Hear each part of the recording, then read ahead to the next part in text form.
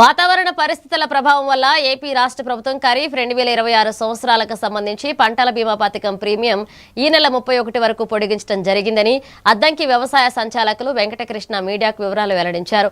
వరి పంటకైతే ఆగస్టు 15 తారీఖు వరకు పొడిగించడం జరిగిందన్నారు. రైతు సోదరులందరూ ఈ విషయాన్ని గమనించి అవకాశాన్ని సద్వినియోగం చేసుకోవాలని ఆయన కోరారు.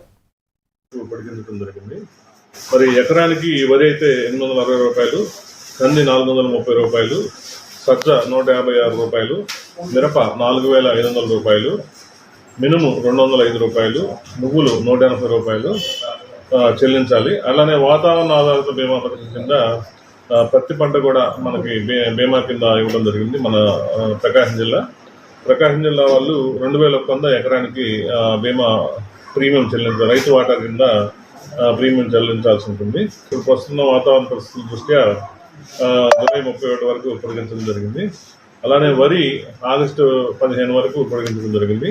కాబట్టి ఇప్పుడు తెలియజేసినటువంటి ప్రీమియం మీరు క్రాప్లోనున్న సంబంధిత బ్యాంకుల్లో మీరు చెల్లించుకోవచ్చు, లేకపోతే మన మీ సేవా సెంటర్స్లో కూడా మీరు పర్సనల్గా మీరు కట్టుకోవచ్చు.